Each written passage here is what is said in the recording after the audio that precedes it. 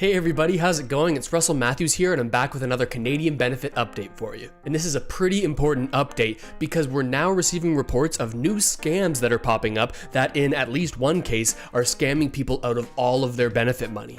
I was reading the news this morning and this headline definitely stood out to me. It says Halifax area woman warns of phone scam after losing $14,000. And it was this $14,000 number that really stood out to me because if you remember back to the CERB or the Canadian Emergency Response benefit, you were able to apply for $2,000 for 7 different periods, which is a total of $14,000, which is exactly this amount. If you're from Canada, I'm sure you've had some sort of experience with a potential scammer. I mean, sometimes I feel like I'm getting 3 calls a week that are all scams. And it seems like slightly new versions of these scams are popping up every single day. And the worst part is these scams target the most vulnerable people who are most likely to fall for these scam techniques.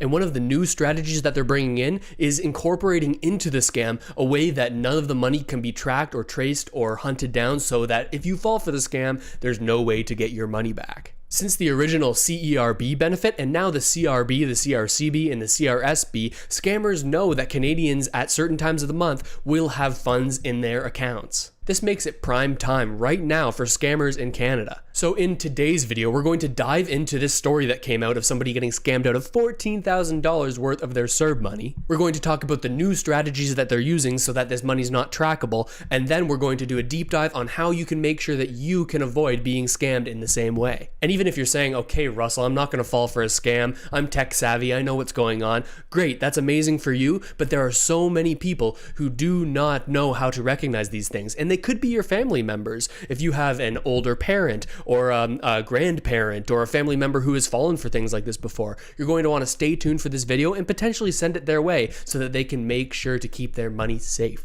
But before we get into the details, if you're new to the channel, hey, how's it going? It's nice to meet you. My name's Russell, and on this channel I post videos on news and updates that are all affecting Canadians and their money. The overall goal is to get high quality information to Canadians as quickly as possible to help them set themselves up to live a more financially stable future. If that sounds interesting to you, and let's face it, who doesn't want a little bit more financial stability in their lives, then you're going to want to hit the subscribe button and the notification bell. And while you're down there, make sure to hit the like button, because when you click that, this video gets spread to hundreds of people that wouldn't have otherwise seen it, who could desperately need this information in order to not get scammed themselves. Thanks so much for doing that. Now let's get into these details. The article that started this discussion was about a woman in Halifax, and as I said before, she lost $14,000 and that was all of her CERB money. The woman received a call and the man on the other end identified himself as a Halifax regional police officer. The man told her that she was in trouble and that she would be getting a criminal record and that she had to follow his instructions. Then, after scaring and intimidating her a little bit, he informed her that somebody had gotten a hold of her SIN number and her banking information. He said that they had been making some sort of illegal actions with her account and that all of her money that was in there was at risk.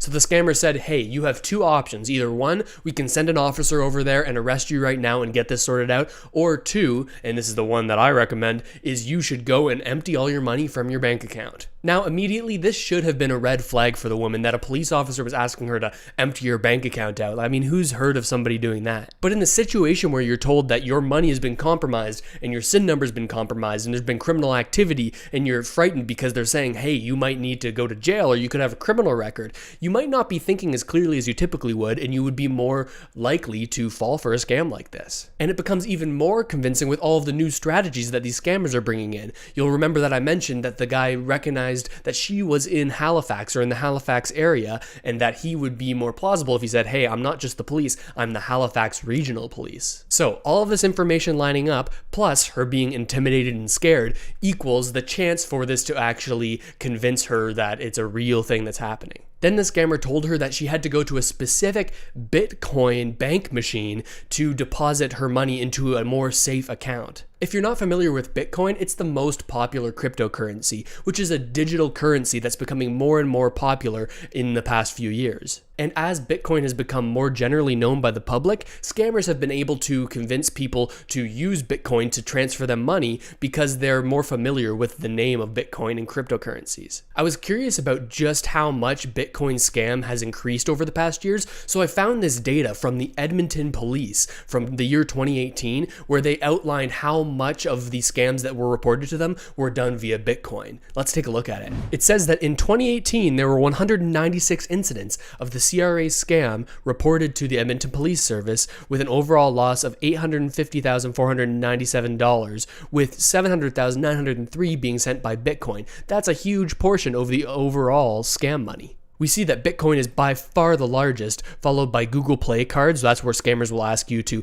buy Google Play cards and send them somewhere. iTunes cards, Steam cards, these are all kind of gift card scams. And there's one trend that you'll notice about all of these top numbers on this chart. The one thing that ties this together, the Bitcoins and the gift cards, is that they're very difficult to trace once they're sent or once they're given away. This is, of course, a dream for scammers, because if they can have you send money to them that is very hard to detect and trace, then that's perfect, because, of course, they don't want to get caught. This is a growing and growing problem for police across the country. It's so difficult to track these sort of things, so that when somebody calls you on their phone and says, "Hey, I just gave away $14,000 to a scam, what can you do to help me?" they're forced to say, "We're sorry, we can't do all that much." But to continue our story about this Halifax woman and the scammer who was saying he was part of the Halifax police. The man on the phone told her, "Hey, you've got to go to your bank and withdraw all of this money, take it to this specific Bitcoin automated banking machine, and put it into the machine and enter these details that I tell you, and this is the only way that you can be safe."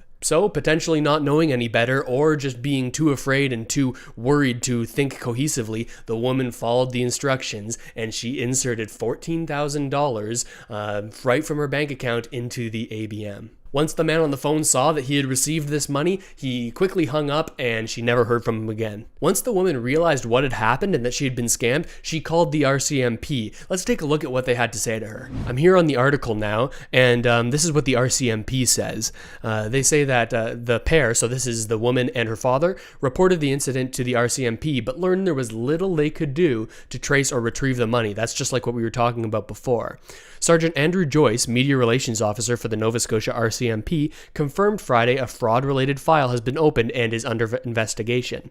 He said he's seen so many lives ruined by these types of scams. And in the case of this Halifax woman, it was quite life-altering. You can have a read of the article yourself. I'm going to drop a link down there in the description, but I'll sum it up for you. She was going to use this money for her education, which she enrolled in, and she had already paid a little bit of tuition, but now she's not going to have the money to go to school to improve her life. What an awful story. The RCMP went on to say, the victims and the specific details of the scam always change, but they all have aspects in common. I find it very interesting that they say the victims and the specific details of the scam always change, right? Because the victims will depend on how they're targeting their scam. And this is one of the main reasons that I wanted to get this update out to everybody who watches my channel. If you've watched any of my other videos, you'll know that there's so much information around these benefits, and there's a lot of confusion that goes along with them too. And when there's a lot of confusion, this is the perfect scenario for scammers, because they can capitalize on this confusion and try to convince you of something that might not be true in order to take advantage of you. And this whole benefit situation is even more of a perfect storm, because one, the scammers know that you have money entering your accounts on certain days of the month, and two, they know that you are currently dealing with the CRA to get these benefits. So it's very likely that they're going to shift their scams, if they haven't already, to talk heavily about the CRA and saying the CRA has information on file and potentially your benefits are at risk and you need to do these things and follow these instructions. It's all garbage, but I could see people falling for it because they're currently struggling and are trying to figure out things that are all related to the CRA. So to them and to you, it might seem plausible. So how can you and your loved ones avoid this sort of scam? Let's see what the RCMP has to say at the end of this article. They say, if you get a call from any authoritative agency and they are threatening you in any way, shape, or form, that is a scam. So by authoritative agency, they're talking about if they say they're the CRA, if they say they're the police, if they say they're the federal government, it's likely that these people wouldn't be calling you and threatening you on the phone. So if you hear that, you're going to want to assume that it's a scam unless they can absolutely prove it. And even then, I would still keep your wits about you. Then they say that another red flag is being asked to pay for something in cryptocurrency, gift cards, or any other form of payment that is typically difficult to trace. This is exactly what we were talking about before. So one, if somebody calls you and they're threatening you and it sounds very intimidating, it's likely that it's a scam. And two, if they're asking you to pay in some odd ways that seem pretty difficult to trace, be it cryptocurrency or gift cards, you're going to want to 100% assume that this is a scam. And I want you to keep your eyes open about this, because it's not just over the phones that Canadians are being taken advantage of by scammers. There were reports during the CERB periods in the past that started in March and went to September, where people were sending emails and saying, hey, you have to repay this money, and giving them an odd link that made them send back their money to the wrong location and screwed them out of their benefit money. And I also want your help on this. Have you experienced any sort of scam calls in the past? I know that I get calls on this cell phone nearly once, twice, 3 times a week. What have you experienced? Let me know down in the comments so that people can be more aware of it. And while you're down there, make sure to hit the like button and turn it blue, because when you do, you spread this video to hundreds of people who could be really needing this sort of information if they're not already aware of it. And furthermore, I really recommend that you send this video to your relatives who could be more likely to fall for this scam than you are. The worst part is this preys on the vulnerable and the people who are most likely to fall for the scam. So even if this doesn't apply to you and you are savvy and you can't find it, it would be really helpful if you give this information to somebody who could really benefit from it. And of course, if you haven't already, make sure to hit the subscribe button and the notification bell, because I'm bringing updates like this consistently, and there's bound to be something that's going to help you out that you're going to learn right here on the channel. And with all of that said, thank you so much for watching. I really hope this video helps you stay safe out there, and I'll see you next time.